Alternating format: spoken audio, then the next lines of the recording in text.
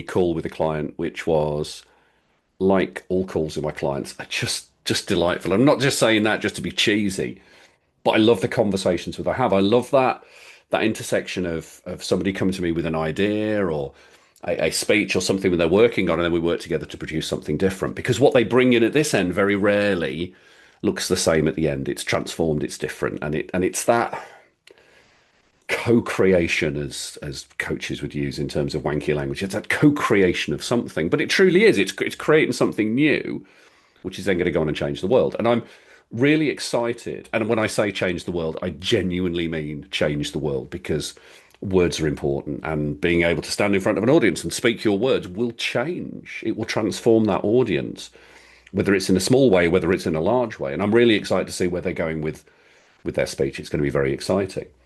But it really got me thinking about the recent session I did for some finance and accounting students at Worcester Uni. That one of the things we looked at was creating a very small pitch, and I was inviting them to think about, things for them which are important and how they could connect them to accounting and finance. And one of the things we came up with was food, because food is never far from my mind.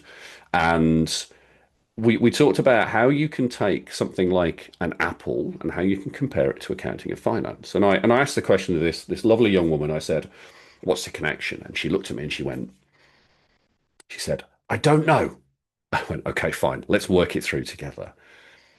Apples are very simple. You go and you take an apple from a tree. It doesn't just appear there magically. It has to go through a whole host of processes to get there. What somebody didn't say to me at this session was, "Well, I just go to Sainsbury's and buy one, and other supermarkets are available," which would have been a perfectly good answer. But still, the same process has to occur. It has to go through a process to get to that point where you pluck it, or you buy it, or you get it in a little plastic wrapper. And that process is something similar to: you find the land, you set the land up, you do the groundwork to make sure it's ready.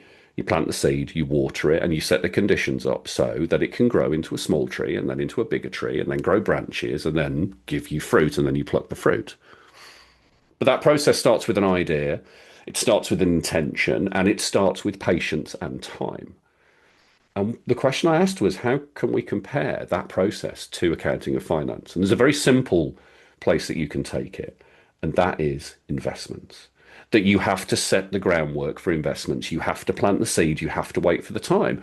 And perhaps the fruit won't come in your generation, but it will serve generations to come. Two entirely different things, an apple and accounting and finance. How do we bring them together?